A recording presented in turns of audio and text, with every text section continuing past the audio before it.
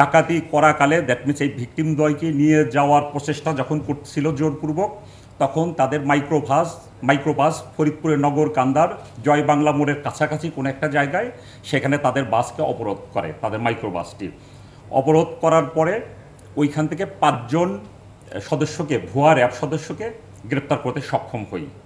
এখানে 5 জন সদস্যের ভিতরে আপনার একজন হলো মিন্টু গাজী। এই মিন্টু গাজী হলো চাঁদপুরের বাসিন্দা, তার বিরুদ্ধে অস্ত্র এবং ডাকাতির 3টি মামলা রয়েছে। আরেকজন সদস্য হলো সাইফুল ইসলাম, সে হলো গাইবান্ধার বাসিন্দা, তার বিরুদ্ধে ডাকাতি, চুরি ও দস্যুতার 3টি মামলা রয়েছে। এই সাইফুল যেটা করত, সে একটা মাইক্রোবাস, যেই মাইক্রোবাসটা আমরা জব্দ করেছি, সেই মাইক্রোবাসটা মুগদাপাড়ার এই দিকে কোনো এক ব্যক্তির কাছ থেকে 1.5 মাস আগে সে ভাড়া নিয়েছে, মাসিক ভিত্তিতে ভাড়ায় চালিত। সে বলেছে যে 40,000 টাকা মাসিক ভাড়ায় এই মাইক্রোবাসটা নিয়েছে। মূলত সেই মাইক্রোবাসটা ভাড়া করে ভাড়ার আড়ালে সেই ডাকাতি চক্রের সাথে সে জড়িত ছিল, ডাকাতি করত। এবং আমাদের অনুসন্ধানে এবং তাদের জিজ্ঞাসাবাদে যেটা দেখা গিয়েছে যে এই 5 জনই হলো সংঘবদ্ধ আন্তজেলা ডাকাত দলের সদস্য প্রত্যেকেই। গ্রেপ্তারকৃত আরেকজন হলো ফরিদপুরের বাসিন্দা, সে হলো দিদার। সেই দিদারের বিরুদ্ধে একাধিক ডাকাতি মামলা সহ 8টি মামলা আছে সেই দিদারের।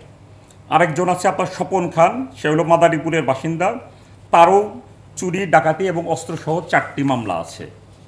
আরেকজন হলো জামিল, সে হলো শরীয়তপুরের বাসিন্দা, তার বিরুদ্ধে 1টি হত্যা মামলা রয়েছে ধামরাই থানায়। অর্থাৎ এখানে আমাদের যারা গ্রেপ্তার হয়েছে প্রত্যেকেই হলো গুরুত্বপূর্ণ, হয় ডাকাতি, একাধিক ডাকাতি মামলা অথবা মার্ডার কেস অথবা দস্যুতার মামলায় প্রত্যেকেই অভিযুক্ত। এবং এরা বিগত সময়ে পুলিশের হাতে এবং র্যাবের হাতে একাধিকবার তারা গ্রেপ্তার হয়েছিল এবং তারা জামিনে বের হয়ে এসেছে।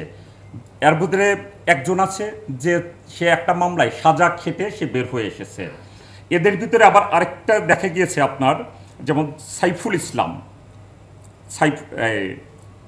এইখানে 2টা সদস্য আছে, 2 জন সদস্য, এরা হলো জেলখানায় এদের সাথে পরিচয়। কেউ কেউ জেলখানায় পরিচয়, সেইভাবে সখ্যতা তৈরি হয়েছে এবং জেলখানার থেকেই তারা পরিকল্পনা করেছে যে ভবিষ্যতে তারা কিভাবে ডাকাতি করতে পারে। এই যে আমাদের যে অভিযান যখন পরিচালনা হলো, যখন আমরা ডাকাতদের মাইক্রোবাসটাকে আমরা অবরোধ করলাম, ওই সময় কি করে যে 2 জন ডাকাত এই মাইক্রোবাসের জানালা দিয়ে আরেকজন দরজা খুলে পালানোর চেষ্টা করে। তারা পালাতে গিয়ে এর মধ্যে একজন ছিল সাইফুল আর একজন ছিল স্বপন। এরা পালাতে যখন যায় তখন উত্তেজিত জনতা চলে আসে। যখন একটা ঘটনা ঘটতেছে আশেপাশে থেকে লোকজন চলে এসে ধাওয়া করে তাদেরকে ধরে ফেলে, ধরে তাদের মারপিট করতে থাকে এবং তাদের যে মাইক্রোবাসটা ছিল সেই মাইক্রোবাসটাও ভাঙচুরের চেষ্টা করে। এই উত্তেজিত জনতার হাত থেকে র্যাপিড অ্যাকশন ব্যাটালিয়নের আমাদের উপস্থিত যেই টিম ছিল এই ডাকাত দলকে মুক্ত করে জনতার রোষানল থেকে। আর পাশাপাশি যেটা যেই 2 জন ভিকটিম, এই 2 জন ভিকটিমকে এই ডাকাতদের যে মাইক্রোবাস ছিল সেই মাইক্রোবাস থেকে ভিকটিমদেরকে উদ্ধার করতে সক্ষম হয়। ইতিপূর্বেও এই র্যাবের কোটি পরে র্যাব পরিচয়ে ডাকাতি করেছে বিভিন্ন বাসে, বিভিন্ন পরিবহনে। এখন যেটা যে আমরা যদি একটু সচেতন হই, যারা আন্তজেলা বাস সার্ভিস মালিক যারা আছেন, আমাদের বাসের যদি সিসি ক্যামেরা আমরা লাগাই তাহলে যেটা হবে যে বাসে কে উঠলো, কে কখন নামলো প্রত্যেকেই ট্রেস করা সম্ভব হয়। এতে কি হবে যে অপরাধীরা ভয়ে এই বাসের ভিতরে কোনো ডাকাতি ঘটাবে না। আর অগত্যা যদি সিসি ক্যামেরা সেট করা সম্ভব না হয়, অ্যাটলিস্ট যখন কোনো একটা স্থান থেকে কোনো একটা স্থান থেকে বাস ছেড়ে যাবে তখন যেন সবার ছবি নেয়, বাসের সকল যাত্রীদের ছবি নেয় এবং এদের জন্য ভিডিও নেয় এবং রাস্তায় যেন কোনো যাত্রী উঠানো যাতে না হয়। এতে কি হবে যে পরিবহনটা নিরাপদ হবে এবং এইখানে যারা পরিবহন করবে যাত্রী তারাও নিরাপদ বোধ করবে। আপনারা দেখেছেন যে আমরা তাদের যখন আমরা গ্রেপ্তার করি তাদের পজিশন থেকে আমরা বেশ কিছু আলামত আমরা উদ্ধার করি। একটা মাইক্রোবাস আমরা উদ্ধার করি, আপনাদের 2টা ওয়াকি টকি সেট, এই 2টা সেট একদম কার্যকর। গত রাতে আমরা টেস্ট করেছি, এটা 4 থেকে 5 কিলোমিটার দূর পর্যন্ত যোগাযোগ করা যায় এই ওয়াকি টকি সেটের মাধ্যমে। তারা যারা ডাকাত তারা এই ওয়াকি টকি সেটের মাধ্যমে নিজেদের মাধ্যমে যোগাযোগ করতো এটা, এবং ভয় দেখানোর জন্য, মানে তাদের সত্যিকার র্যাব সদস্য এটা ফিল করানোর জন্য তারা ওয়াকি টকি সেট ব্যবহার করতো এবং এই সরঞ্জামারিতে আপনারা দেখছেন পিস্তল সদৃশ যেই বস্তুটা আছে এগুলো তারা ব্যবহার করতো এবং জনগণকে, এবং তাদের ভিতরে যে যোগাযোগগুলো হতো, ভিকটিমকে যখন চোখ বেঁধে নিজেরা যোগাযোগ করতো তাদের কমিউনিকেশনগুলো এমন ছিল যে তাদের বোঝানোর চেষ্টা করতো যে আমরা আসলে সত্যিকারের র্যাব সদস্য।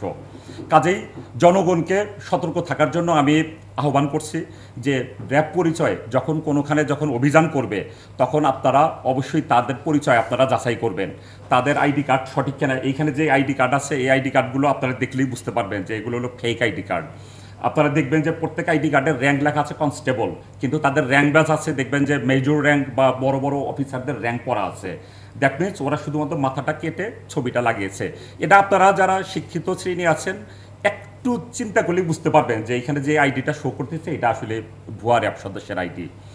এই বিষয়ে আরও অনেক তদন্ত চলছে।